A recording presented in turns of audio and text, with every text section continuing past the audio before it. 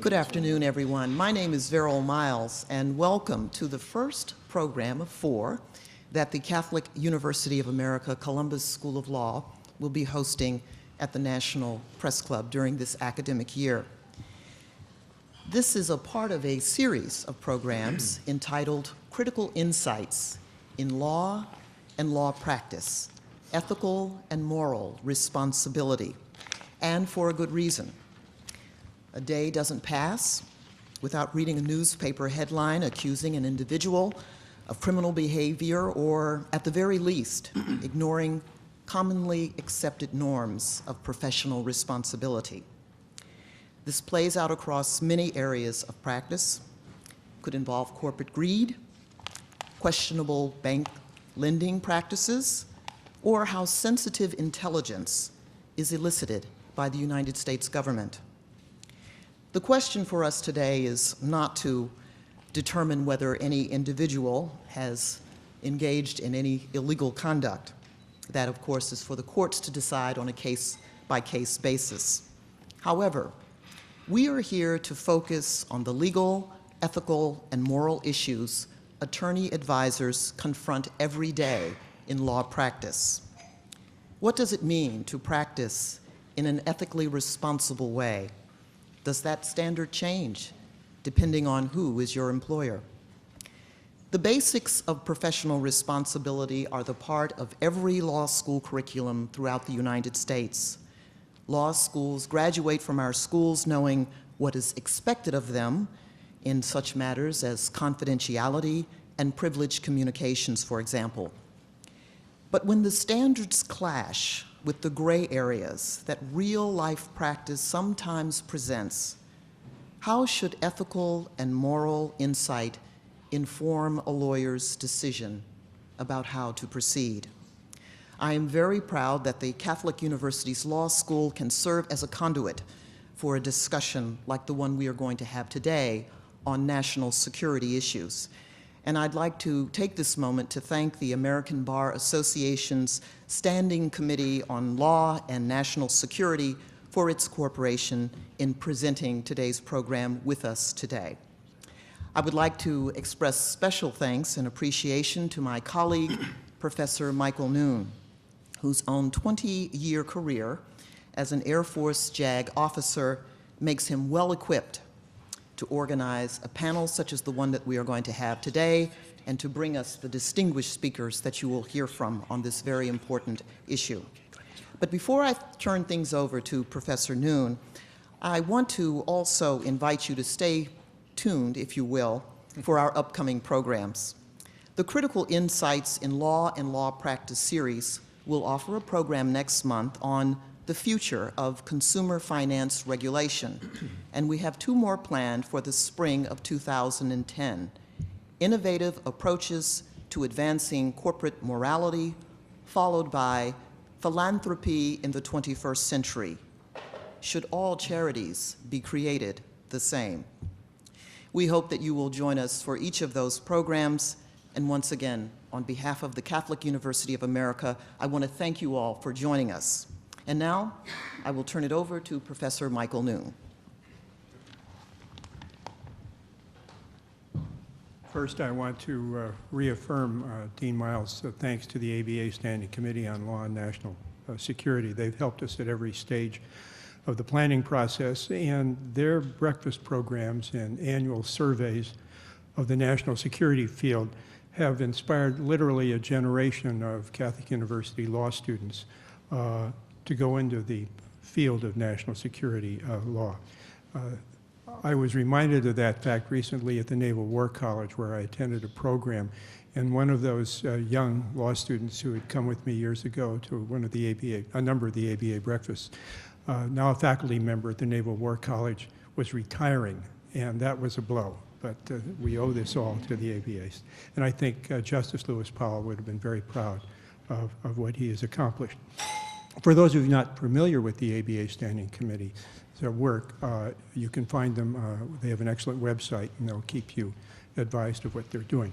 Secondly, I want to express my thanks to an institution that's not formally recognized here, the Geneva, Switzerland Center for the Democratic Control of Armed Forces. They were formed at the end of the Cold War to help in security sector reform for newly democratic countries. And about a half dozen years ago, they began looking at best practices for legislative oversight of the intelligence services. They've published material on this field.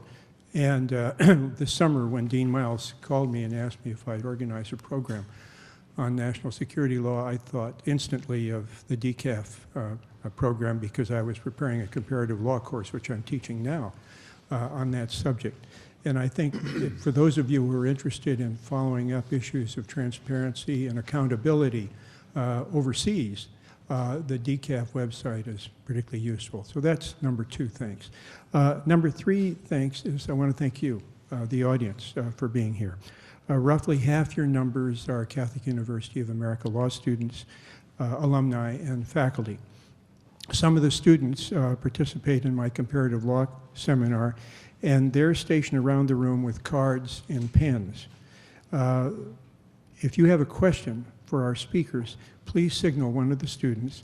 Write your question on the card. The student will present the cards to me, which I'll check for legibility. I've already been told that I can't submit a question. And then I'll pass the collected cards to Mr. Hitz, who will look through them for questions at the end of the speaking process. Most of the other half of the audience is associated with the ABA Standing Committee, and you're quite a group. We started to print institutional affiliations on the name tags, and we decided to respect your occupational anonymity, for better or for worse. There's lots of talk these days about partisanship and its corrosive effect on political discourse. In the 20 years that I've observed the committee's work, I've never seen disagreements on that basis. I've seen legitimate disagreements over policies as to what's good for the country, but I've never seen the kind of behavior that's sometimes attributed to political discourse in the United States. And when I said earlier that our students have been inspired, it's been inspired by the people who participated in these ABA national security programs. I look forward to seeing more of them in public service and going in with that kind of an attitude. Finally, that leads me to tonight's program, which focuses on ethical and moral responsibility. As Dean Miles said, I served for 20 years as a government lawyer, and towards the end of my career, I was active in legislative affairs, some of them involving classified materials. And I used to pray, and maybe that's why I'm at the Catholic University of America, but I used to pray that I wouldn't be confronted with any serious ethical issues, and I wasn't. And then I began to wonder whether or not I wasn't smart enough to see them, or whether or not I was just lucky. But in any case, when Dean Miles suggested a topic and I thought about legislative oversight, I thought about how little I've been able to read or study about these issues. And then I began to think that those people as congressional staffers that I work with had the same kinds of problems, perhaps, than I did. So tonight's panelists, by my count, represent nearly a century's worth of experience. That's all right, guys. 30 years times 3 doesn't sound as bad, but the effect is the same. Mike Sheehy, formerly a staff member in the House of Representatives, where he specialized in intelligence matters. Britt Snyder, who served both in the executive bench as Inspector General of the CIA and as staff director of the 9/11 Congressional Inquiry, also the author of the CIA's relationship with Congress, and Fred Hitz, another former CIA IG. Fred will start by talking about the present oversight statute, which regulates relations between the two branches, and thus sets the ground rules for lawyers representing the interests of the legislative and executive branches. Britt will follow with an executive branch perspective, then Mike speaking from a Hills perspective. 15 to 20 minutes for each. Should leave time for questions if I stop talking, so I will.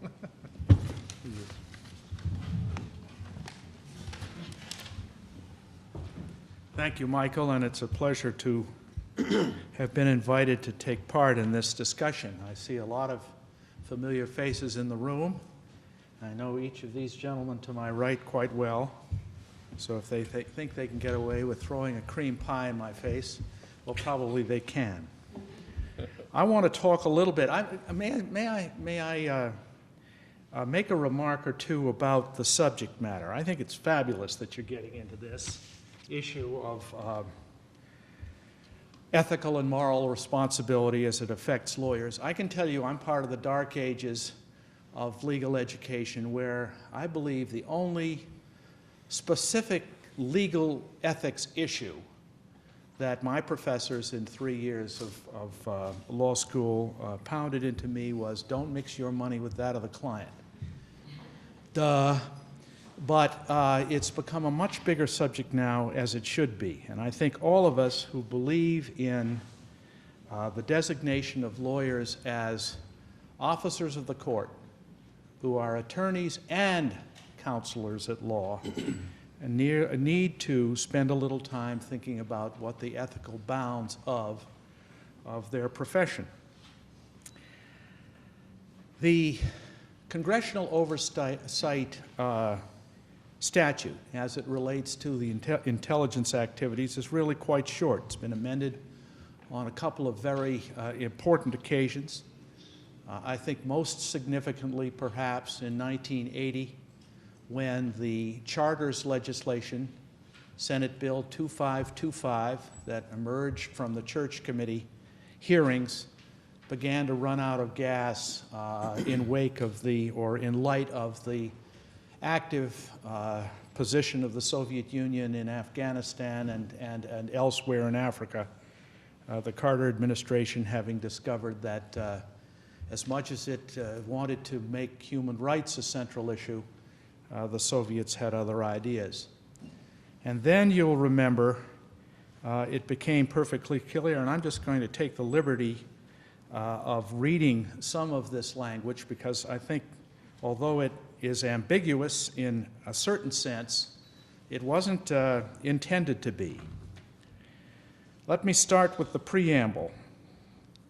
To the extent consistent, and I'm talking about Section 501 as amended, 40 U.S. Code 413, to the extent consistent with all applicable authorities and duties, boy, doesn't that open up a big door, including those conferred by the Constitution upon the executive and legislative branches of the government, and to the extent consistent with due regard for the protection from unauthorized disclosure, underscore unauthorized, of classified information and information relating to intelligence sources and methods, the Director of Central Intelligence, now the Director of National Intelligence and the Director of the Central Intelligence Agency, and the heads of all departments, agencies, and other entities of the U.S. involved in intelligence activities shall.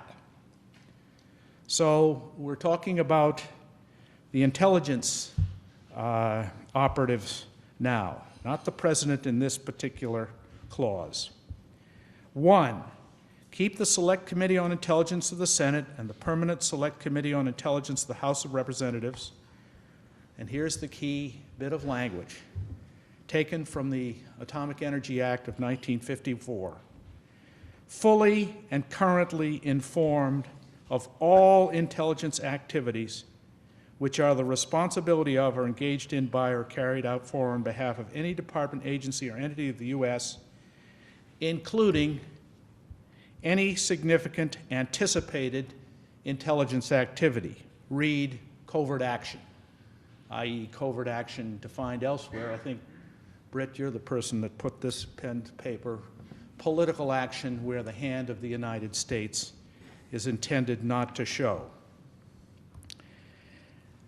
It goes on to say that this is not an approval requirement, it's a disclosure requirement. Foregoing provision shall not require approval of the intelligence, any such anticipated intelligence, and any such anticipated intelligence activity. And here's the key that has often been argued over.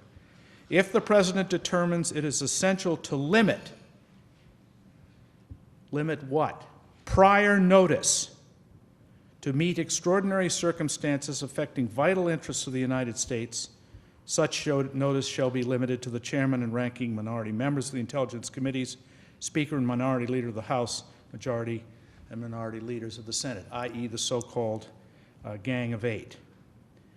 Now, I read that, and my colleagues may disagree, as speaking only to the requirement of prior notification. If we're talking about a matter that has to be, by this statute, notified to the intelligence committees, it has to come in time. We had a ground rule, I think, in our day of 72 hours, but that wasn't absolute graveyard. And so that's an important part, it seems, as a backdrop to some of the arguments that have been articulated in the last year or so about intelligence information.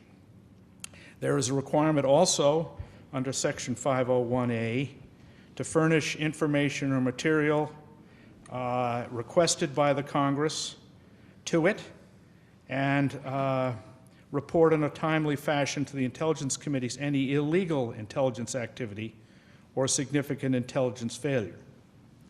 Now, here's the part where it seems to me, in declarative terms, the President is brought in. 501B. The President shall fully inform the Intelligence Committees in a timely fashion, not further articulated, of intelligence operations in foreign countries other than activities intended solely for obtaining necessary intelligence. Well, that's a baffle-gab provision. Intended solely for obtaining necessary intelligence, for which prior notice was not given under subsection A, and shall provide a statement of the reasons. I think that underscores the fact that even if the intelligence is restricted to the Gang of Eight at some point in the course of deliberations between the bodies, it's got to be turned over. So it seems to me that with respect to a number of the arguments that we've been having in the last little while, the requirement on the Central Intelligence Agency and the other intelligence agencies of keeping the Congress fully and currently informed is absolute. This has a companion piece dealing with sensitive intelligence collection activities as opposed to covert action activities, but with the same strength of argumentation. I think that that's the kind of table setting that I wanted to do for my colleagues as they discuss the executive branch and legislative branch applications of these particular authorities. It sets forth what I think we have to have as a backdrop. And Britt, let me turn this microphone over to you. All right. Did you want to take your water up? You're all right. Whoops. What was that? Well, thanks, Fred. It is great to be here, and particularly to be up here with Mike and Fred that I worked with so closely with over the years, and to see so many people here that I know again and worked with so closely. I am going to get around to talking about what I'm supposed to talk about, which is the ethical dilemmas that the oversight statute poses for lawyers in the executive branch. But I thought it might make more sense if I gave you some background first. Intelligence agencies have always had lawyers, but until the mid-1970s, they had relatively little to do with the agency's operations.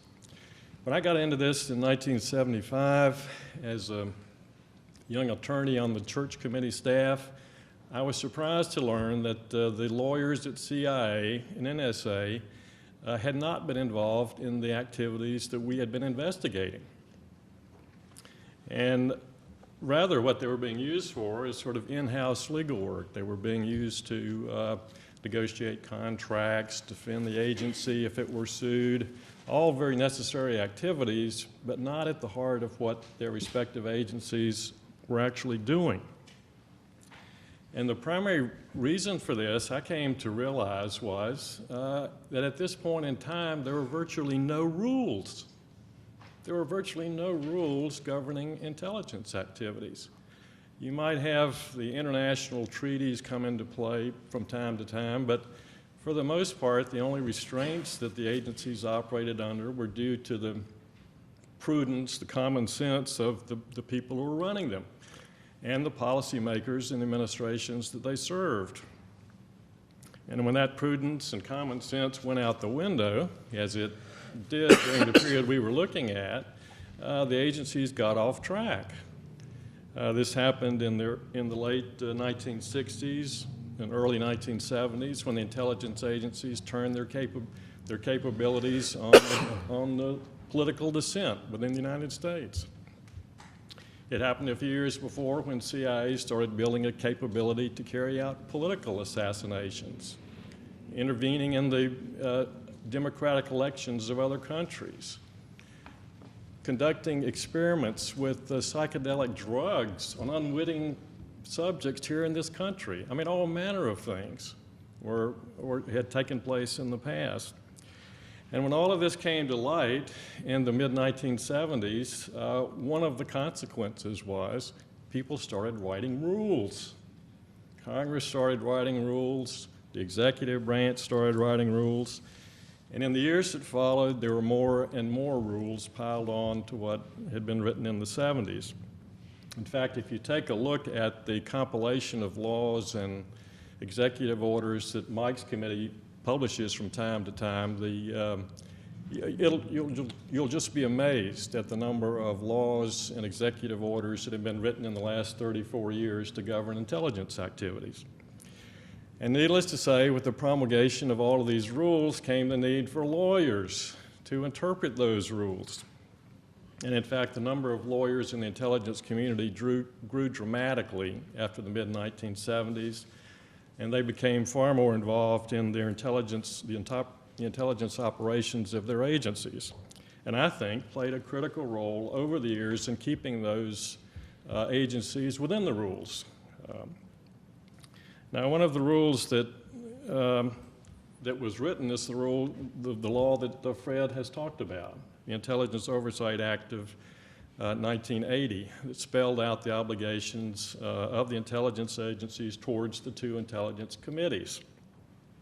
And as Fred has noted, the heart of the obligations was that they had to keep the two intelligence committees fully and currently informed, including any significant anticipated activities, which meant they had to inform them not only of what they were doing, but what they planned to do. And when you think about it, this is a rather curious thing for Congress to do. I mean, most congressional committees, if they want information from the department or agency they oversee, they just ask for it.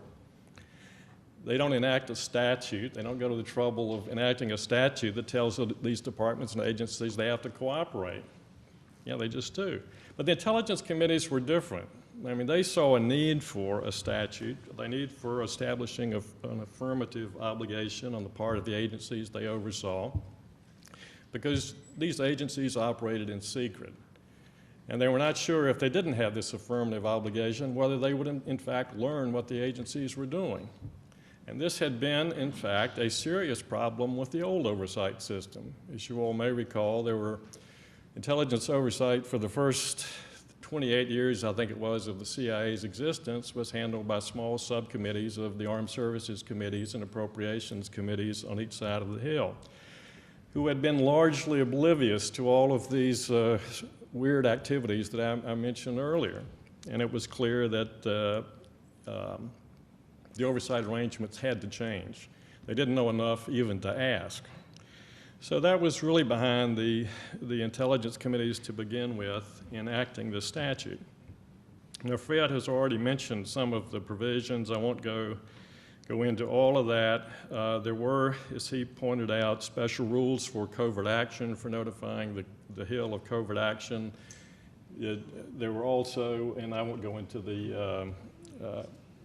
I won't repeat what you said. I mean, basically the rule was that there should be prior notice, and if there wasn't prior notice of covert action, the president would give notice in a timely fashion.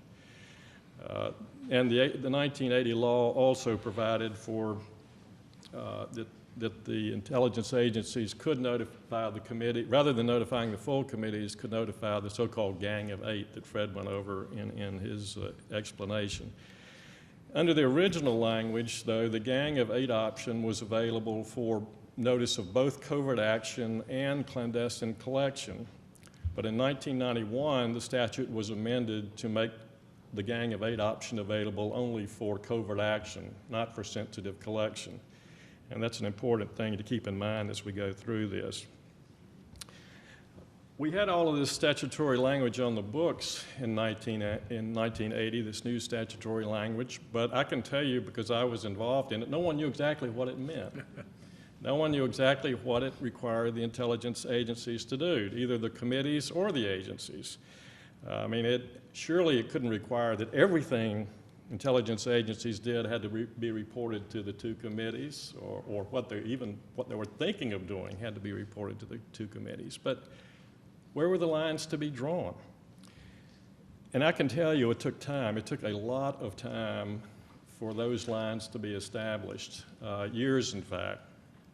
And I can tell you, when I left the Senate Intelligence Committee staff, I was the general counsel for about 9 years. I thought in 1995 that we had worked out the ground rules pretty sufficiently. I thought there was a mutual understanding between the agencies and the committees in terms of what they had to report. And it was a well-developed set of understandings, in my view, at that time. Obviously, each time the intelligence agency contemplated a new kind of collection activity, they had to consider whether it should be reported to the 2 intelligence committees. Was it really a new activity? Or was it just a new twist to something the committees had already been told about? Had it actually reached the point within the agency where a decision had been made to move forward with it or not? And if so, was it significant? Only significant activities had to be reported. The lawyers at the agencies were involved heavily in these issues over the years in deciding whether something should be reported, but the ultimate decision rested with the agency head.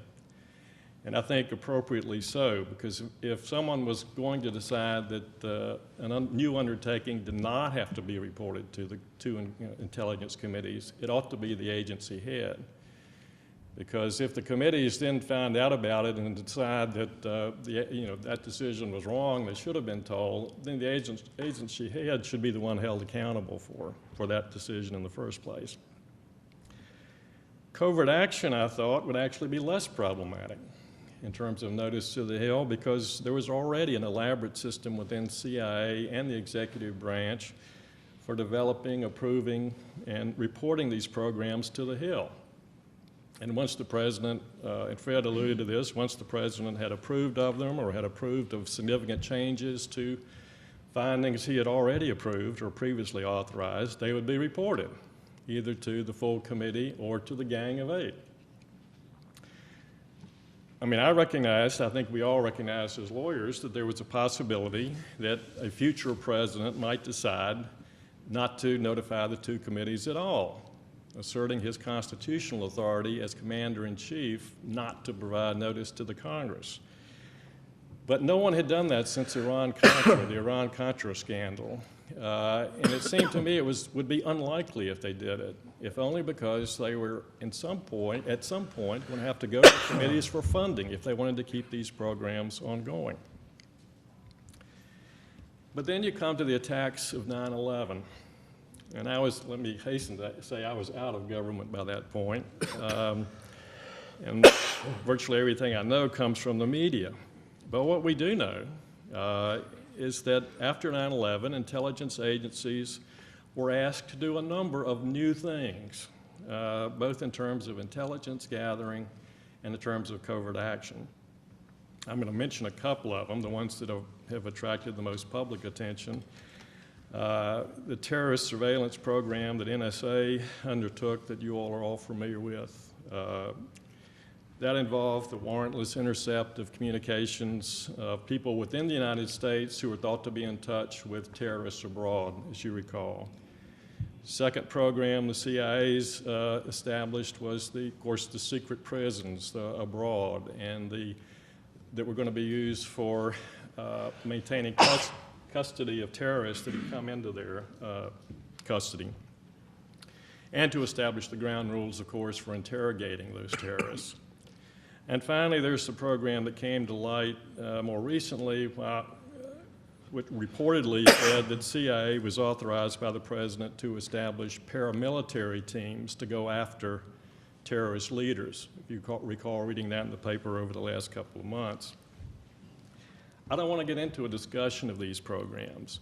I simply want to use them to suggest the kinds of issues and dilemmas that might have been posed for the lawyers at the intelligence agencies at the time these programs were being considered.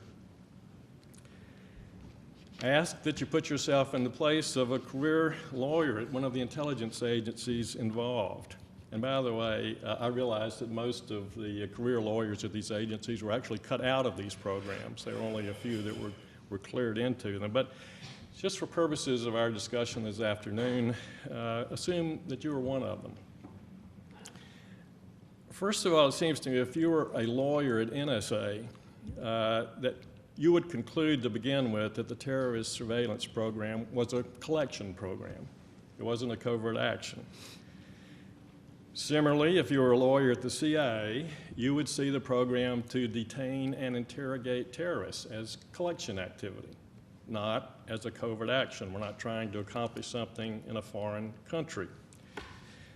Both programs were significant departures from what their respective agencies had been doing previously. As such, they would clearly have required notice to the two intelligence committees under the oversight statute. But once you're cleared into it, you're told, apparently because of the sensitivity of these programs, that the administration has decided to provide notice to the Gang of Eight, as opposed to notice to the full committees of both of these programs. You know, as a lawyer, you know that the statute expressly limits the Gang of Eight option to covert action rather than collection programs. And in fact, you know that what is being proposed does not comport with what the practice has been under the statute. So what do you do, if anything, if you're a lawyer sitting there? I mean, what thoughts are running through your mind? I think, first of all, you might wonder, well, why are they doing it this way? I mean, sure, these programs are sensitive, but they're no more sensitive than other programs the committee has been told about. And if these programs are meant to be ongoing, which they were, you're going to have to tell the Congress at some point in order to get funding to keep them going. You might also think you needed congressional buy-in as a political matter to these programs. And you're fairly sure you could get that buy-in in the wake of 9/11 and the attacks and so forth. So you might wonder whether this is a mistake, handling it this way is a mistake. But at least you're glad that they're providing some kind of notice to the Congress. At least you're glad they're going to provide notice to the Gang of Eight. And if you go back and reread the statute, you'll notice that nothing in it seems to preclude the administration from using the Gang of Eight to notify of collection activity. It just isn't expressly provided for. But what happens if the Gang of Eight objects, you wonder? I mean, objects to this procedure. What happens if one of them demands that the full committees be told and is aware that this is not consistent with existing practice under the statute?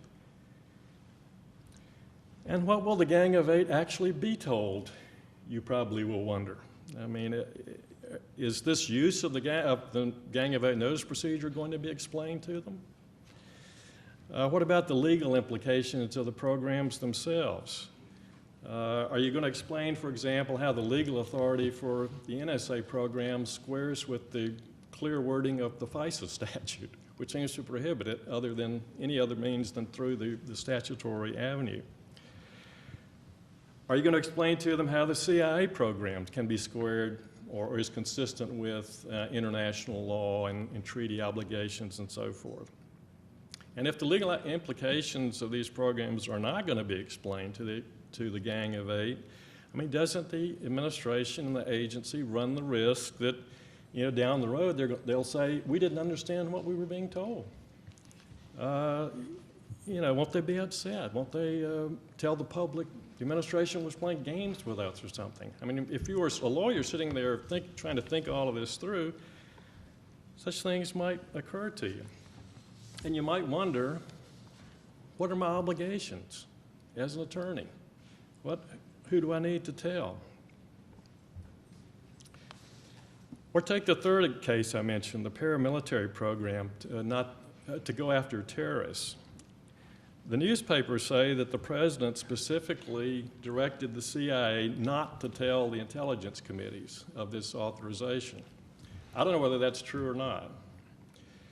But I think for purposes of our discussion, let's assume it is true. Let's assume he did direct the intelligence agencies not to tell the committees at all.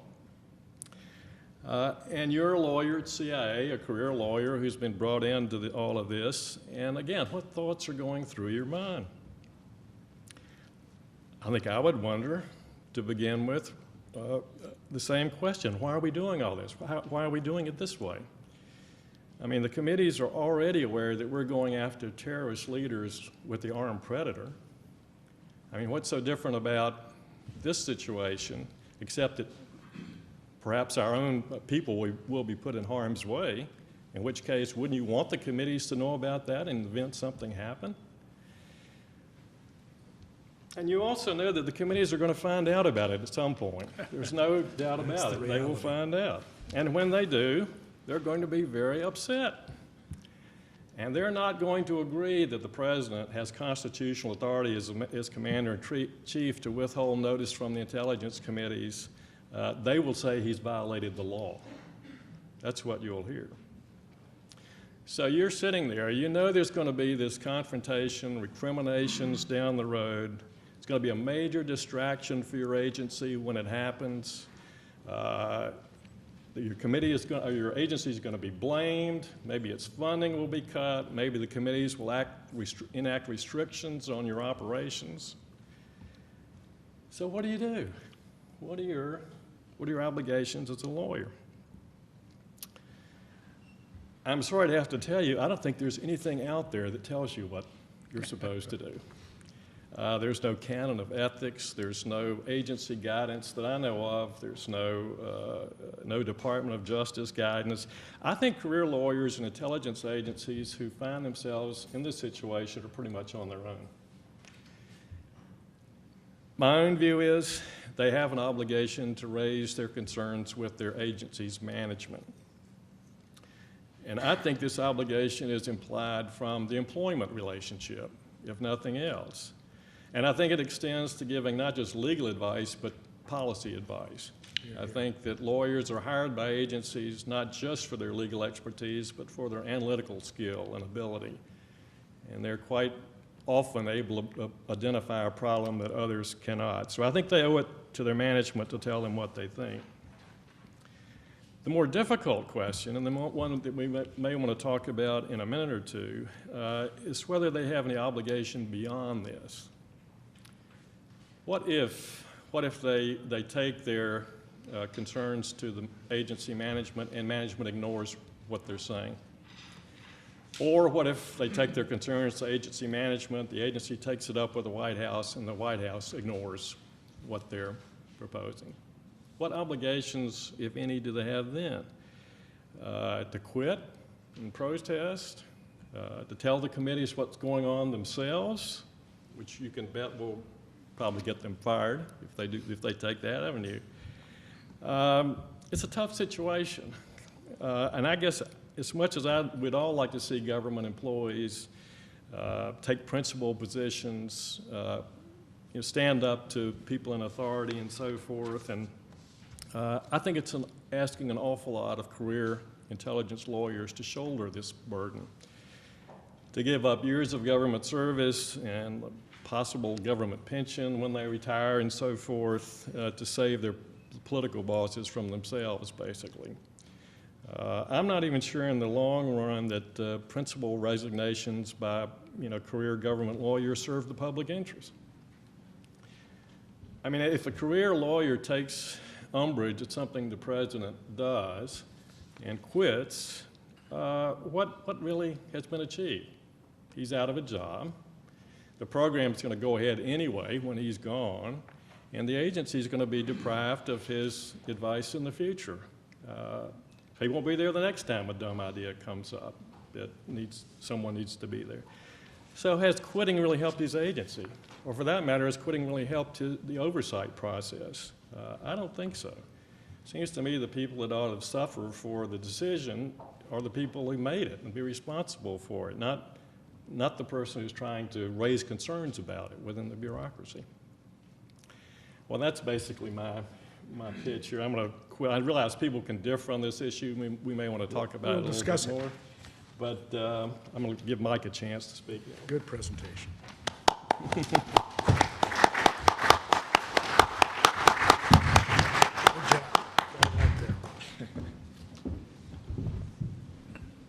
Well, thanks very much. Excuse me, Dean Miles, Professor Noone, for the invitation. I don't know who to thank from the ABA Standing Committee, so I'll go to my longtime friend Suzanne Spalding and thank her.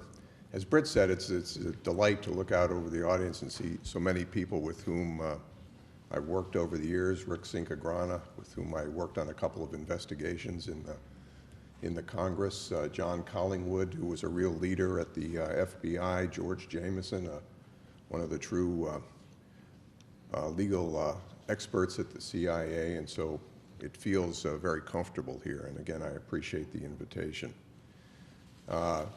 I learned early in my career how, at least my career as it pertained to the intelligence business, how difficult it was to follow Fred Hitz and Britt Snyder, and so I'm reminded of that again today. Fred Hitz, on one occasion, in making a point to me, poked me in the chest 3 times with his forefinger, and I had 35 years of federal service. Fred was the only person who ever did that, so I remember Fred very well. Britt Snyder, I first met, I was serving as an associate staff member on the Iran-Contra Committee. Britt had as I recall, had the same assignment for a senator. I had only been on the Hill about 10 years at the time, and I was still quite in awe of Senate staff. Britt certainly personified that. He was so polished and so wise. Later on, we worked together, he on the Senate Intelligence Committee, and I was on the House Committee, and he was always so gracious in his advice, never gave you a hard time for being the new kid on the block. I recall arriving on the doorstep of the House Intelligence Committee, April Fool's Day, 1990, which I always thought was an ironic arrival date. Excuse me. That was the first year in which, 1990 was the first year in which a intelligence authorization bill was vetoed by the president. And Britt was so gracious as not to blame that fact on my arrival on the House Committee, so I've always appreciated that as well. I wanted to say that I couldn't agree more with everything that Fred and Britt have said, and so rather than retrace all those steps, I thought I'd take a slightly different tact on this topic. As a counsel to the House Intelligence Committee, how did I see my roles and responsibilities? Well, first of all, I believe that it was the council's job to ensure that the members had sufficient information on which to base their decisions and collectively, therefore, the committee action. As Britt and Fred have said, there is a statutory requirement on the Intelligence Committee to provide information to the committee. The committees have to trust that the information they are getting is all that the agencies have to provide, because realistically and practically, they have no way of determining otherwise. There is not for the intelligence committees, like there is for many other, in fact, I would say all other committees in the Congress, an ability to get behind what the agencies tell you is true, and get behind what they tell you when they say they've given you all the information that they have. They are the possessors of the information because of its classified nature, and that gives them a great deal of leverage. Leverage that I think was exercised more frequently to their detriment in the early days of their relationship with the intelligence committees than it came to be exercised later on.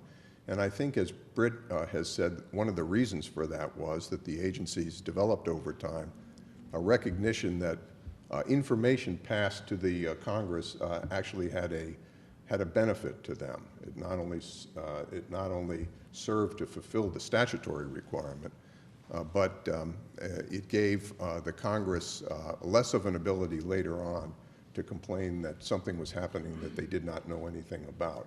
And so I think over time there developed a greater, and when I say over time, I mean from that period from 1970, 77 and 78, or 76 and 77, I guess, when the two committees were created, to now. There developed an understanding that there was a mutually beneficial relationship to be nurtured by the passage of information. So that was responsibility number one, ensure that the members had sufficient information on which to base their decisions in the committee's work. Responsibility number two, I believed, was to provide advice as requested. Congressional staff, as should be obvious, but I think is sometimes is paid more lip service than the knowledge would or ought to require. Congressional staff are appointed and not elected. The people, they have a duty to raise concerns in much the same way that Britt described in his hypothetical with respect to agency lawyers presented with difficult decisions. They have an ability to forcefully raise concerns, but that is quite a bit different than carrying an agenda of their own. They must never lose sight of the fact that they are not charged with a decision-making responsibility. And that is a particular problem when the staff, in instances in which the Gang of Eight, as Britt and Fred referred to it, what I'll refer to as the restricted notification procedure is used, because unfortunately, in my view, in some instances, that leads to a situation in which a staff member will have more information on a particular topic than will let any member of the committee save the chairman and the ranking member. A situation that always left me uncomfortable personally, and one which I did not think was a good situation as it pertained to the ability of the other members of the committee to conduct their business and discharge their responsibilities. Third responsibility of a staff member was to ensure that the council rather, was to ensure that the committee's legislative products were drafted to accurately reflect the intent of the members and to accurately reflect all of the agreements that the members had reached on a particular piece of legislation. In the House, particularly after the change in party control in 1995, there became a more clear distinction between staff based on parties. But the charge to the staff was the same even after this more bright line distinction as I think it had been before. And that was to remember that you worked for the committee as an institution, then the chairman or the ranking member, most responsible for your employment, one or the other, and the members on his or her side of the aisle. It was also important to remember as well that the responsibility for the functioning of the committee, that is the determination of its agenda and the scheduling of its activities, was a responsibility of the majority party. And that while it would oftentimes be done in consultation with the minority, it was a right of the majority and one that was jealously guarded. So with respect to the question that Professor Noone posed earlier, who is the client of the council? It is, in my belief, the committee as an institution, and then their senior leader on their side of the aisle, as determined by the party makeup. The number of people on working for any committee who have legal training far exceeds the number who serve as committee counsels. And so I agree with the observation that Britt made with respect to the duties and responsibilities of executive branch counsels.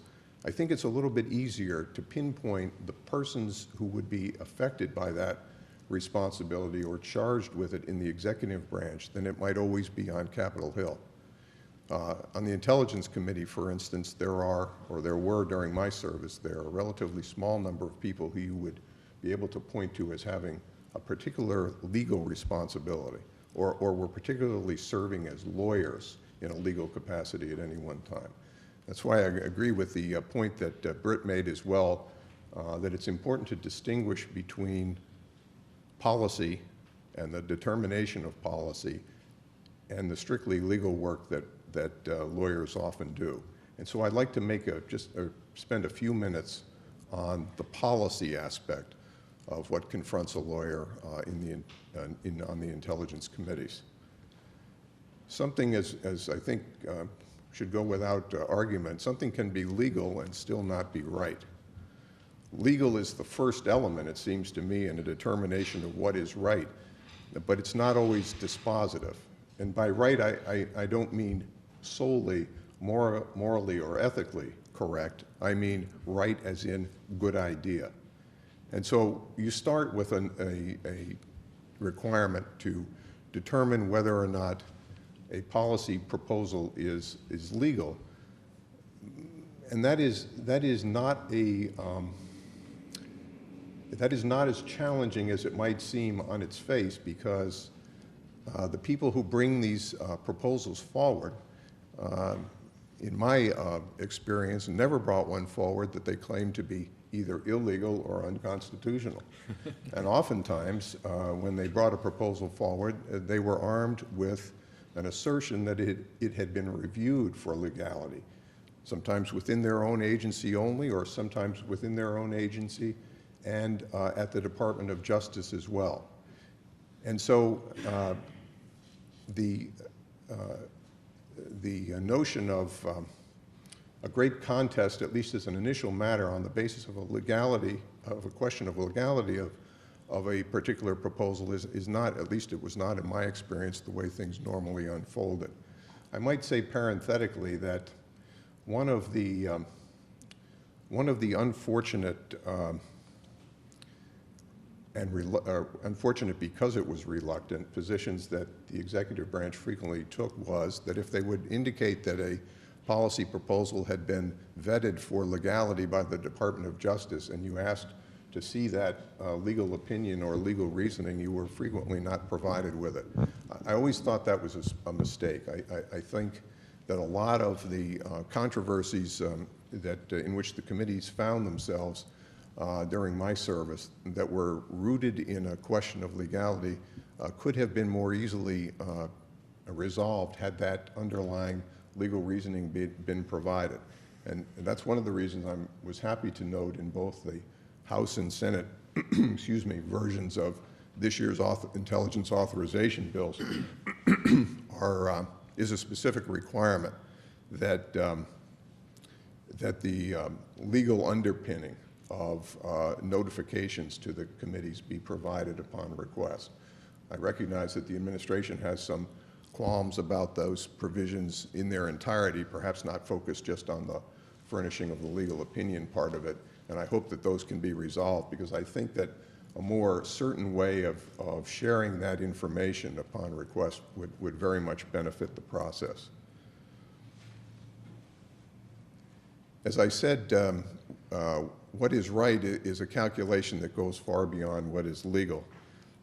It struck me that once the council was able to check that legality box in his or her mental calculation, excuse me, which again, as I indicated, I thought was a fairly easy procedural matter, then their concerns and the committee's concerns had to go on to 3 or 4 other areas, among them whether or not the policy was likely to achieve its goal, whether or not the accomplishment of the goal was worth the risks involved, whether the precedent established by the policy was a good one, or at least not a bad one, and whether or not even in a field of very poor choices, the policy proposal chosen was the best proposal available.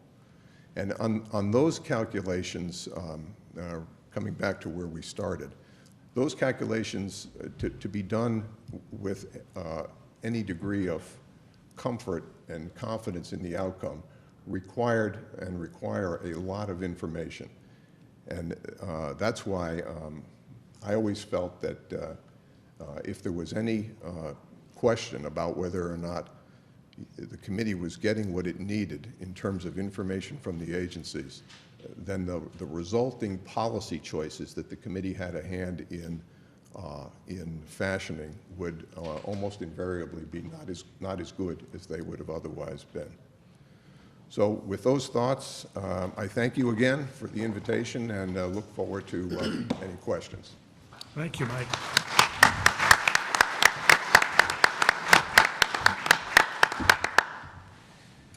I'll give Mr. Hitz an opportunity to look at these, these questions, and I think they're all legible. While I do that, I wanted to put the ball in play, so to speak, in something that Britt said, and that is, and I have a lot of sympathy with his view that for a career lawyer, as opposed to an appointee, we all know the remarkable position taken by the Navy General Counsel Mora with respect to the War Council's original deliberations of the Department of Defense. But he could leave his job, and he did leave his job, and he's now the General Counsel at Walmart.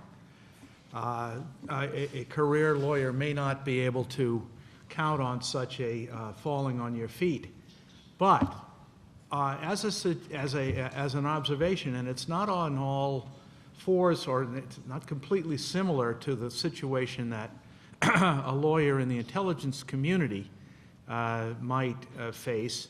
There are a lot more of them than there used to be in the very beginning, as you noted, and as Mike noted.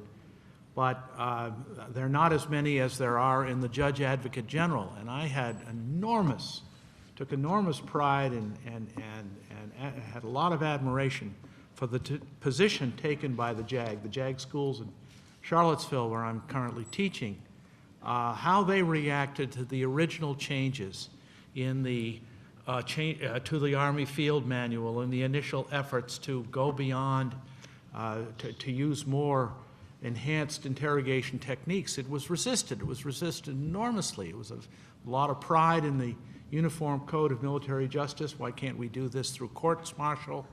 And I think I, sir, follow the law, yes, but also coming back and saying, as an institution, aren't we giving up a great deal if we go off on this detour? Is it possible, in other words, to expand perhaps the field of understanding or misunderstanding about this and gain some support that way? Britt, I'm sort of throwing that back at you if you want to comment. And I think this is a microphone that'll work for both of us.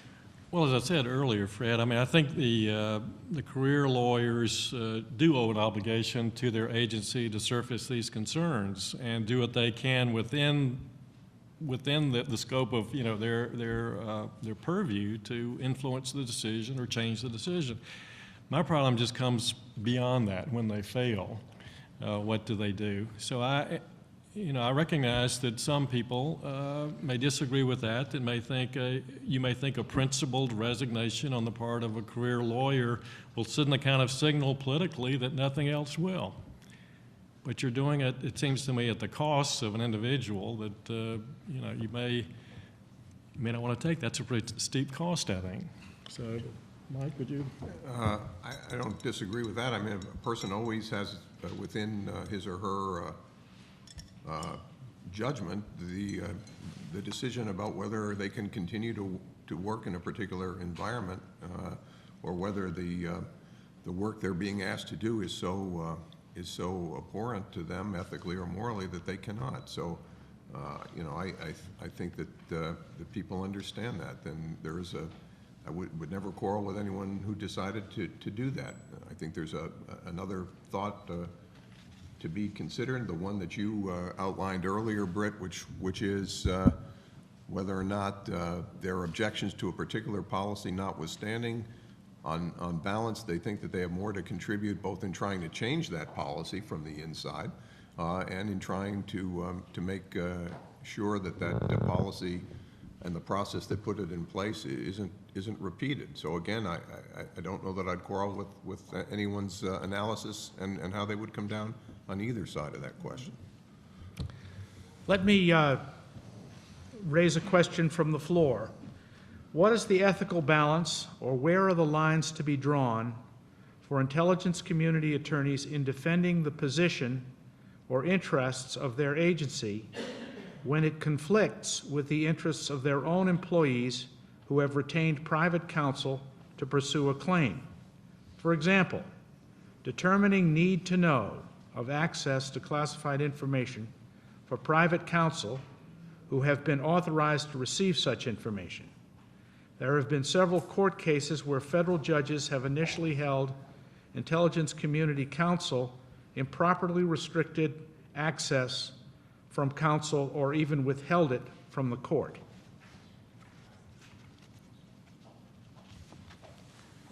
Anybody want to try that one? How about you, Professor? Well, I'm sort of one of those who secretly, for 25 years, kind of fought the classification stamp. I thought that it was used too broadly, too loosely, and I also think that in the situation posited by this question, where you have an employee claim, a grievance that you perhaps can discover, that's a particularly difficult question. But many of us have seen instances, especially, for example, in security clearance cases, where the agency said, you haven't got a right to a position in the intelligence community. We're going to make the decision as to what our qualifications are. We're taking the position that you aren't qualified, and that's the end of the argument. That's one thing for people who are entering on duty. It's an entirely different question if you've got years of service and you're going to be thrown out on the street.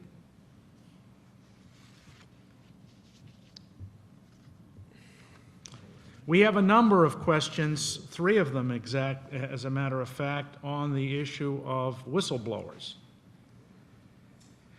Protection of intelligence community whistleblowers is currently before the Congress. Can inspectors general adequately investigate and make findings to protect whistleblowers, or are inspectors general too close to agency management, requiring some other regulator such as the courts?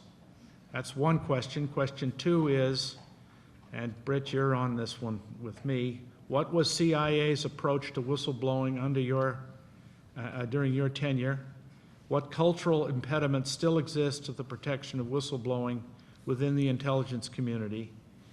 And third, if whistleblower protection is delegated by the Congress to the Director of National Intelligence, is there a working model for the DNI to team with the CIA Inspector General and Defense Department Inspector General to protect whistleblowers?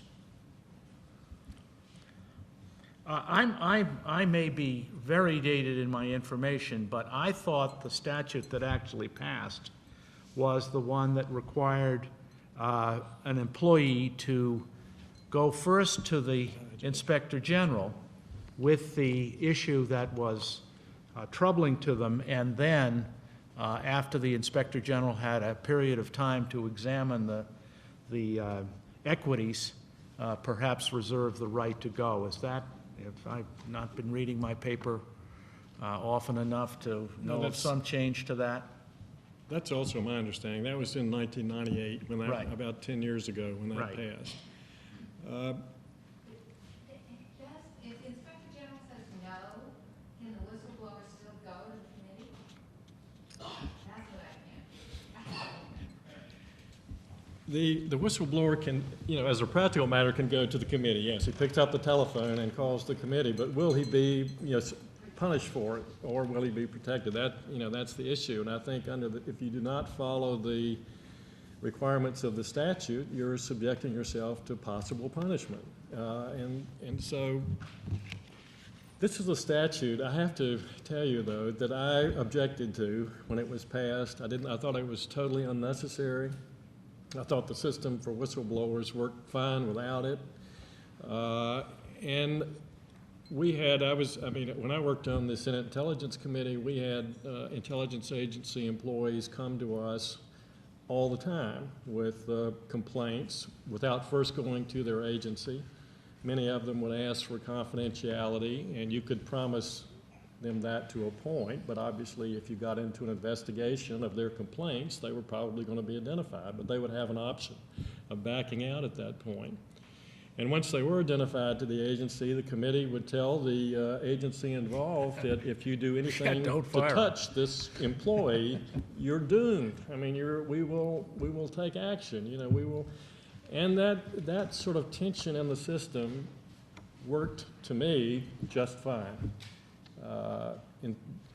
But Congress, in its wisdom, particularly my old committee, the Senate Intelligence Committee, decided that we needed a better procedure, because rationally it didn't make sense for employees of the intelligence agencies to go on their own to the committees. At least that was their, and in part classified information to the committees. That was the other part of it, that on their own. To me, that was not necessary. It was addressing something that wasn't a problem. Yeah, I would only add that, remembering, or trying to remember, 10 years back, I do recall that there was a great deal of concern. I remember it being on the House committee. I don't recall on the Senate committee, but on the House committee for sure, there was a great deal of concern that without a more formalized, that is to say, statutory process, somehow people were just not comfortable with the process that Britt described. I must say that I don't recall a greater or lesser number of people coming forward either before or after the enactment of the statute. I think the number was about the same. Yeah. And so, but nonetheless, there was a strong feeling on the committee that it needed to be formalized somehow, and the result is as Britt described it. And Kate has written a follow-on question to that same ballpark. What about protecting disclosures to the Congress in the Senate Select Committee or the House Permanent Select as an alternative to resignation? In other words, you get it off your chest to the committees and you don't have to walk the plank. Well, you shouldn't have to do that anyway. I mean, no. the committees are, as you stated in your introduction, the committees are entitled to any information held by any intelligence agency by law. Right. And so taking something, even though it's classified, to a committee with a complaint is, it seems to me, okay within that framework. Yeah. A little bit like taking a jurisdiction over an accused who's been snatched on the high seas and accused of a terrorist act against an American. The courts don't ask the question of how they got there. They'll try them under due process protections. And I think as well, the point at least I was trying to make with respect to resignation was that it's your option if, it's not an option only in instances in which the committees might not know about that which you're objecting to, because they're going to find out. It is your option in those instances where what you're objecting to, in your view, is so wrong that you can't continue to be employed by an agency that would condone it. So I think there are plenty of protections for someone who has a concern with a policy decision and wants the committee to be involved in it. I don't think that's the problem, or that's a problem. I don't know what the problem is, but it's a big one. What is the role of the agency inspector general or congressional oversight committees, if any, to address complaints against agency counsel from either within or, where appropriate, outside the agency? Is the relevant bar council the only venue? This has, I guess, some relevance to the torture memos. I don't know of any case where that has happened, although... Nor do I. Nor do I. Do you, Mike? I'm not sure whether the Inspector General would take it on as a case. I'm not sure that it's... Well, I mean, typically. their inspector- relationship with the general counsel, which is tenuous at best in some of these cases, would certainly be shattered by that.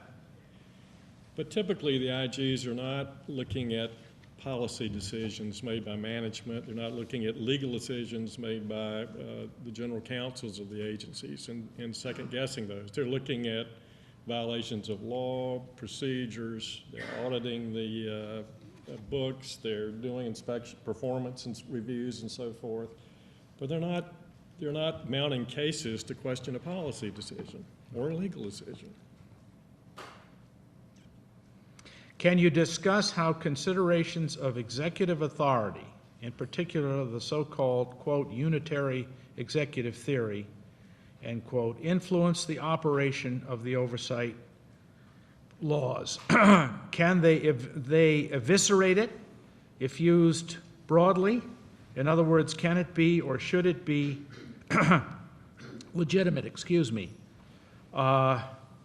argued that the oversight laws can be largely ignored as an unconstitutional infringement on executive authority for war-making and foreign affairs? What are the ethical implications for an agency lawyer who accepts it and makes that argument? See, I think then, to jump into it, I think that's the ambiguity that Mike Noone put in his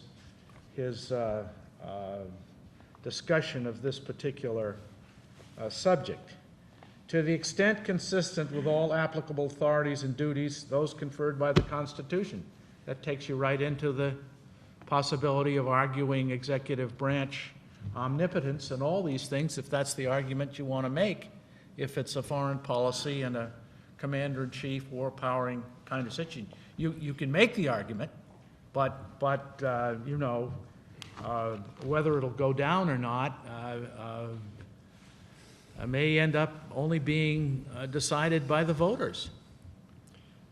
Well, I think you may be right. And when I was involved in negotiating out the notice for covert actions back in 1991, we tried to resolve this issue, and in the end, couldn't do it. The executive branch claimed that there may, in fact, be times when the president would want to withhold notice from the committees entirely and from the Congress entirely, citing his authority as commander-in-chief under the Constitution. The Congress, for its part, said they don't believe such authority exists in the Constitution to keep notice, just simply notice from the Congress from being provided. But there has been no court decision interpreting the oversight statute. There's been nothing that resolves it. The courts won't take that on you, exactly right. The president can assert it. Congress can assert on its side. We don't think there is such authority. And it has, how do you resolve it? That's the dilemma. And as the person who asked that question said, it presents a problem where you have an administration who doesn't want to work with the Congress and is looking for a way to avoid that. And is willing to take the consequences. And is willing to take the political consequences for when all of this comes out. And so you may be right. It may just be decided at the ballot box. Mike? Well, I think as well, I think the argument could clearly be made in there. I'm sure there were some, perhaps in the past administration, who felt very comfortable making it. However, as a practical matter, most of these intelligence activities are of more than 2 seconds duration. They need money to operate, and you cannot, despite the existence of various funding mechanisms, you cannot operate for a long time without Congress providing, in a more specific way, the money to handle your operation. You can't get the money unless you let Congress in on some degree, and on the details of the program. And so I just don't think, no matter how philosophically comfortable you might be with the notion of unitary control, I don't think as a practical matter it works in this, and certainly not in this area. That's a good point. And only in the rarest of circumstances. War Story I was in charge of congressional affairs at CIA during the period of Desert One, the attempt to rescue the hostages in Iran. And that was communicated to nobody on the Hill. And I remember, Mike, getting a call from Norman Mineta, congressman then, early in the morning. He had just seen a flash over the AP, and he said, "What do you know about this?" And I was able to say, accurately and perhaps a little drowsily, not a damn thing. It was one of those things that everybody was graveyard on. I, for one, am a supporter of an amendment to the statute requiring that the Congressional Affairs representative always be notified.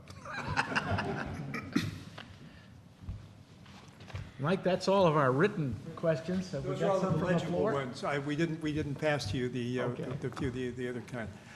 Rather than attempting to stretch this, I will ask one question because I was a congressional affairs guy at one point. It's always assumed that lawyers from different branches act in an adversarial role, legislative versus executive and so forth. That wasn't my experience, and I was involved in Nixon hearings over the secret bombing of Cambodia. We were always treated very nicely by political opponents on the Hill, and I wonder if you talk about that aspect of congressional relations, of how much of it is adversary and how much of it is professionals cooperating. I never found it to be adversarial, except in the instances in which there were genuinely held differences on policy. And then it was not personal, it was debates or discussions on the policy. As I said earlier, the agency lawyers, regardless of the agency they represented, that brought proposals forward to the committee when I was there were bright, patriotic, hardworking, honest, all the rest of it. And I hope they found us to be the same way. And so I think that sort of the collective view was we're trying at the end of the day to come up with a resolution of a problem that's in the best interests of not only our parties as we represent them, the executive and the agency, or the Congress, but the country as a whole. And I certainly never questioned that was the motivation of the executive branch people with whom I dealt. Brett? Well, I would just say my experience is largely the same, both in terms of working with other committees on the Hill, both in terms of working with the agencies and the White House. I do sense that things have changed since I left and that things have become more political and adversarial than they used to be, but not when I was there. I mean, But wouldn't you say that even in the national security area, where great pains were taken, especially in the oversight committees, intelligence oversight committees, to play down the partisan nature of the matter, that to some degree has been reversed. It's been lost in recent times, one hears. And Mike, if I didn't do it at the time, I apologize for poking you in the chest. Well, you didn't do it at the time, actually, but I certainly accept it now. You know, I'd just be careful about ascribing to discussions of policy differences too much of an air of not being collegial or being too partisan. Certainly discussions take on a partisan flavor at times, but golly, I saw a number of them in my time up there, and I don't think that I saw any pursued that was at its root partisan or had a partisan basis as its defining characteristic. I think that on both sides there were honest beliefs that what they were advocating or objecting to was either the right thing to do or not the right thing to do based on principles and values to which they ascribed.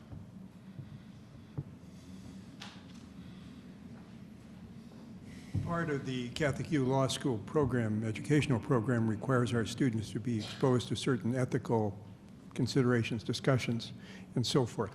And students who either are present here tonight or will be watching it on film will not only be earning credit, but they'll be gaining a terrific insight as to what it's like to be a government lawyer trying to do the best for your country. Thank you very much. Thank you.